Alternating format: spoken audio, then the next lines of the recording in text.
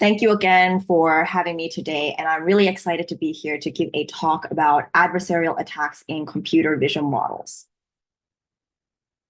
So before we get started, I want to give a quick, brief introduction to myself. My name is Elisa, and I'm currently a data scientist at Meta working on their AI Infra team. The team is building the infrastructure and systems that power over 1,000 machine learning models to serve ads to our different products like Instagram or Facebook to hundreds of millions of users every day. Prior to Meta, I've also worked a little as a full stack data scientist at different startups and consulting firms. Feel free to reach out to me on LinkedIn if you have any follow-up questions after the talk. So going into our today's talk, the goal here is to answer the 4 questions that you see on the slide. I'm hoping that you can take away from today's presentation. So first, I want you to be able to define what adversarial attacks are and recognize them when you see them. Secondly, I'm going to explain and illustrate why we should care about adversarial attacks and their impact on society. Thirdly, I'm going to explain how adversarial attacks are performed on computer vision models, because that is crucial for understanding the last question, which is how do we defend ourselves against adversarial attacks?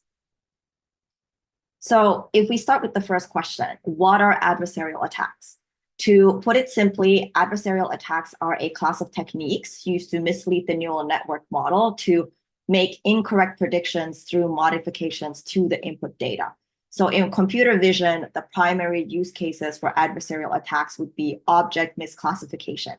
And to give a concrete example of what an adversarial attack would look like, here we see a photo of a panda. And if we were to pass this image through GoogleNet, which is a deep convolutional neural network developed by Google, the model would predict panda as the output with about 58% confidence.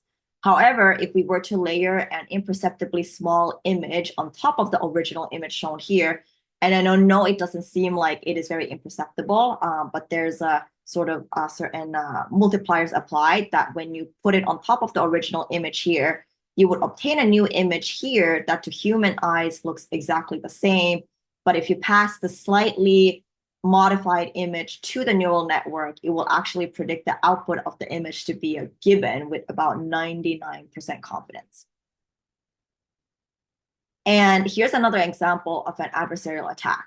So when the attacker uses well, here we see that the classifier predicts the output to be a banana with very high confidence. However, as soon as they add a holographic patch to the video, it suddenly assumes or identifies it as a toaster instead of a banana. So why do we care about adversarial attacks? They can be seen in various real-life applications, the most obvious one being self-driving vehicles. In the first example here, changes to the street signs, such as stop signs, would fool the machine learning model to predict different outcomes. Note that not all adversarial attacks are necessarily intentional. So sometimes street signs can be altered, and the attacker doesn't even know that they would be interpreted by machine learning models one day. In the second example, the adversarial attack is more intentional, and they seem to have used a series of patches to steer the Tesla into a different lane. As you can imagine, both of these examples could put their passengers at risk if the self-driving cars do not address potential vulnerabilities from adversarial attacks. Generally speaking, adversarial attacks will become more common, and they will become a bigger threat as we start to rely on AI more. And another application of where adversarial attacks would apply could be facial recognition. If you own an iPhone, I'm sure you face frustrations when your Face ID doesn't recognize you because you're wearing sunglasses or a mask. Now imagine if instead it would recognize you as someone else. In adversarial attacks in the context of facial recognition, often the attacker would want the model to think that person A is person B instead. So this, as you can imagine, can lead to potential identity thefts or just breach of our authorization systems. Here are just a few more examples of adversarial attacks in computer vision models. Just generally speaking, the goal in computer vision models is often to induce misclassification in object detection. And the implications of this can range from being harmless to life-threatening. So now that we've established that adversarial attacks pose a threat to AI models, I'm going to switch hats and actually tell you how to perform them. So generally speaking, there are two forms of attack types and two attack objectives the attacker must choose from. The attack objective can be either targeted or untargeted. In the targeted attacks, the attacker has a specific class that they want the model to predict each time when they see a specific input. So in the example of like with facial recognition, that attacker would likely want their image to output a specific person's identity instead of a random person's identity.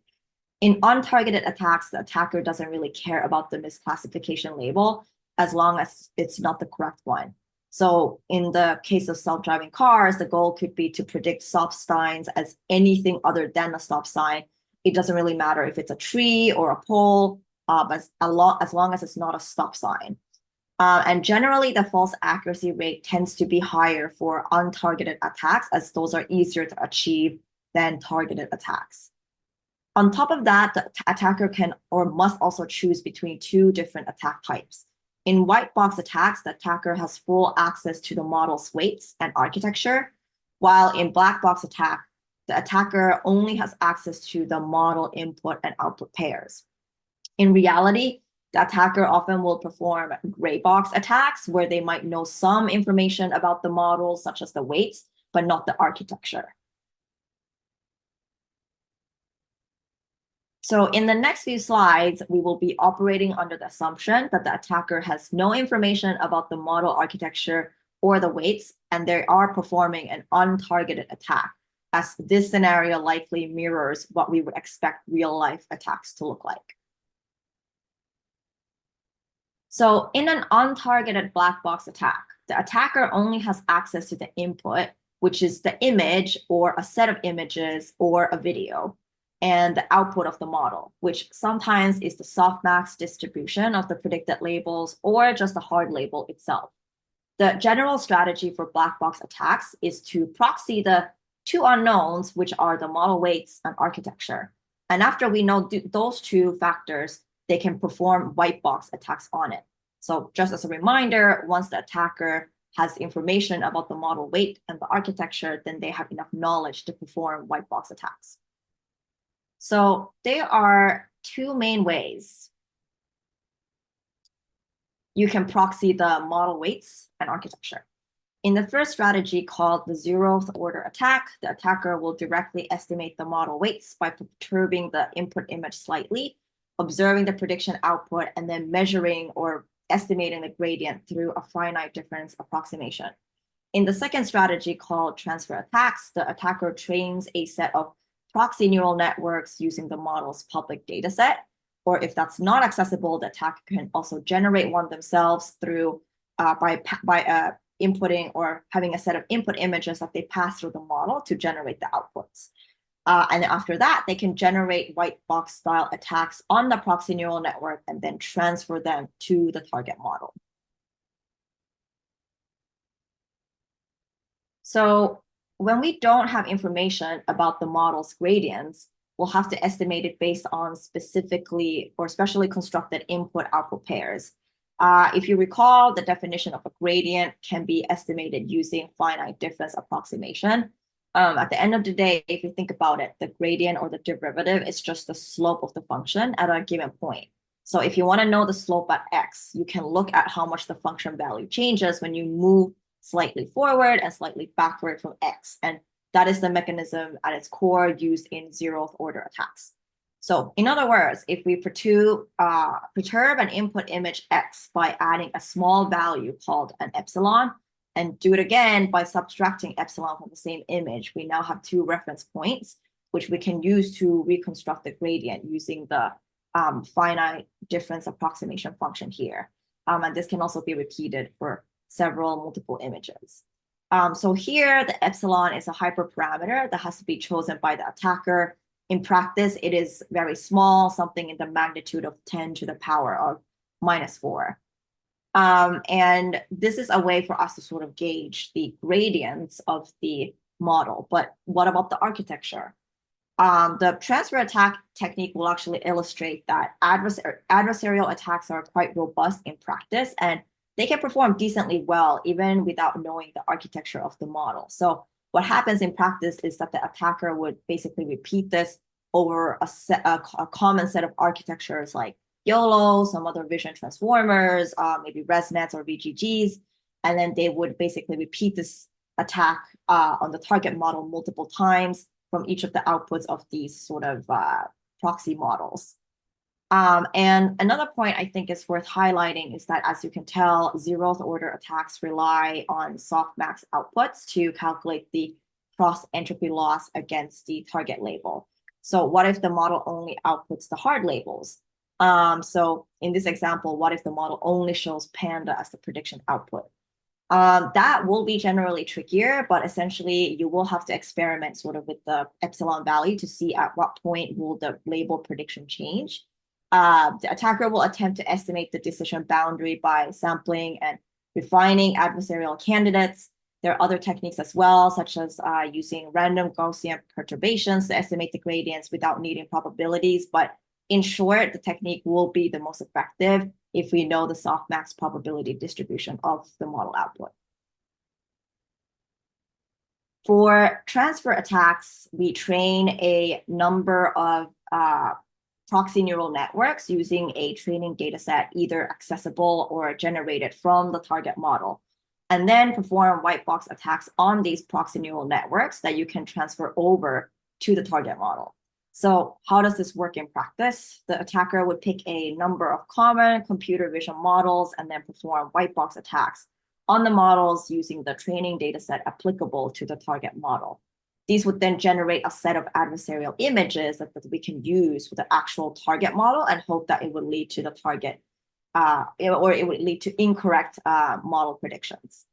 Empirical data actually shows that models trained on the same or similar data sets, white box attacks on one model are likely to also be effective on another model, even with a different model architecture, which basically means that as long as we're using the same set of images, adversarial attacks are quite robust and misclassifications aren't too dependent on the model architecture itself.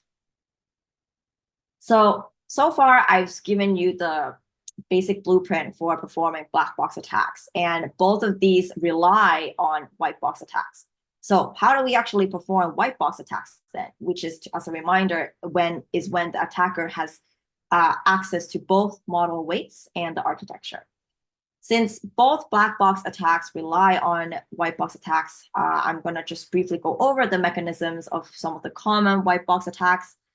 This list isn't comprehensive, and there are a ton of other techniques as well. And I'm sure there are a lot of motivated people to also find more sophisticated ways to perform white box attacks.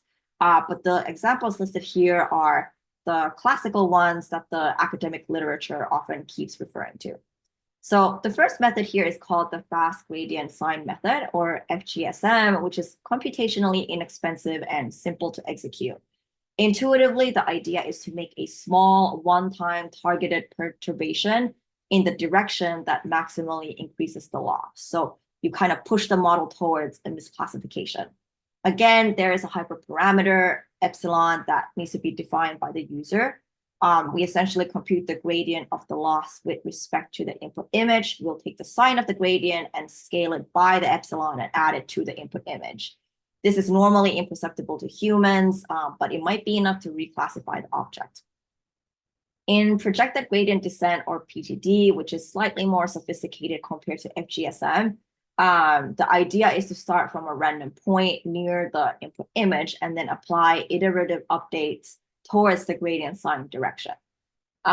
Clipping, which is essentially to make sure that each update is limited to there is like a max amount of the movement applied each round. It's applied to make sure that perturbations will remain imperceptible.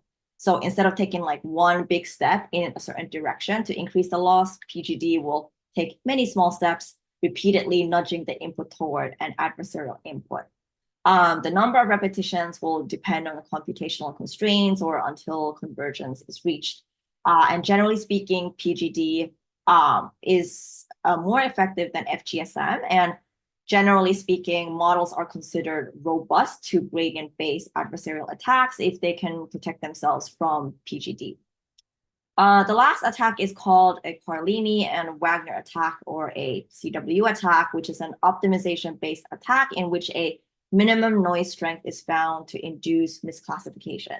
So compared to FGSM or PGD, CW computes these adversarial example generations as it formulates it as an optimization problem. So intuitively, we are trying to find the smallest amount of perturbation delta that will induce misclassification. And unlike other methods introduced here, CW attack doesn't rely on external hyperparameters like epsilon, since it is attempting to solve for the minimum distance within this optimization equation. If you're interested in the details of the optimization algorithm, feel free to refer to the original paper, which I have linked as part of this presentation. And this is computationally probably the most expensive attack strategy, but it does produce stealthier and stronger perturbations. So now that we know how to perform adversarial attacks, we're going to change our positioning here and understand how do we actually defend ourselves against adversarial attacks. There are two main defenses that the model owner should care about. One is to prevent adversarial perturbations that a lot of the Whitebox attacks rely on. And the second defense is to prevent attackers from exploiting the model gradients. And how is this done? The model owner has three levers at their disposal to defend against adversarial attacks. They can either improve their training procedure, strengthen their model architecture, or improve the input data preprocessing steps to defend against the adversarial attacks. And here is a list of common adversarial attack defense strategies, and I've roughly bucketed them under each of the levers.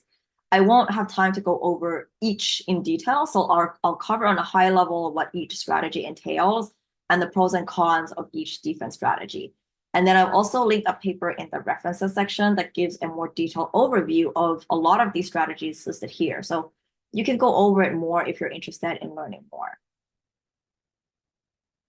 So the first defense strategy is using a detection model as part of your machine learning stack. So this is equivalent to sort of modifying the model architecture, but maybe more specifically modifying the machine learning workflow. You're essentially using secondary classifiers to identify adversarial inputs and then weeding those out from the system entirely. This will improve the model's resilience to adversarial perturbations, ensuring more reliable and secure performance in real-world scenarios.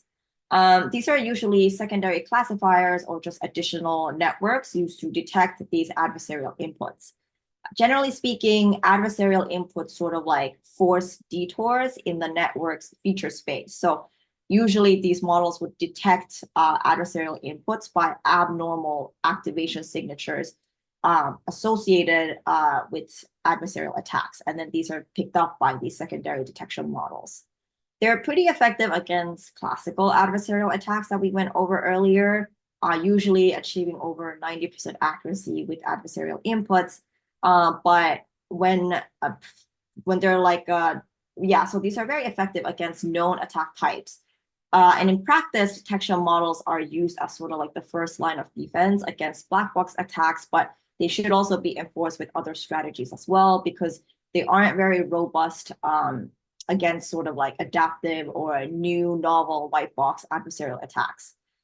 Generally speaking, in theory, once the attacker learns the secondary model detection patterns, they can basically perform additional attacks that simultaneously fool the classifier and also evade the detector. In the second defense strategy, the model can retrain their model to have smoother, robust decision boundaries that are not sensitive to small input perturbations. So in other words, we want to design a model where the decision boundaries generalize well and they remain stable even when the inputs are slightly altered, ensuring that small perturbations do not push samples across the decision boundary into incorrect classifications. So in practice, what happens is that in adversarial training, we train the models on both clean and adversarially perturbed data. So we expose the model early on to adversarial inputs. And when we do that during training, it actually learns to classify the adversarial inputs correctly, basically making its decision boundaries more robust. This actually could even improve the general model performance, as adversarial samples can introduce regularization and decision boundaries become more well-defined, and it is considered one of the more stronger practical defenses today. However, just to note as well, this is computationally very expensive, so this can increase the training time up to 100x versus the standard training time. And also, it's good to just keep in mind that the robustness often comes at the cost of lower clean accuracy. Lastly, the machine learning workflow can also modify the input data during inference time before it even reaches to the model to strip away any potential adversarial noise and basically removing any adversarial inputs before it even reaches the model. Some common ways to pre-process your data would include image resizing on compression, data smoothing by applying Gaussian blurring or other filters, feature squeezing, or just applying any other dimensionality reduction methods that could weed out some of the adversarial impact that was applied to the input image. This is typically quite lightweight, very computationally inexpensive to implement, and it works sufficiently okay for naive black box attacks like FGSM, but in practice, these are viewed as complementary defenses and should never really be used as standalone solutions, as attackers can still sort of approximate the transformations and thus bypass the defense. It's also good to keep in mind that unlike for retraining, the additional pre-processing time here will increase inference time, which isn't great if your application requires low latency for the model predictions. And also similar to retraining, this method will also lower the clean accuracy of the target class. But again, typically there is a trade-off between clean accuracy and just having robustness against adversarial attacks.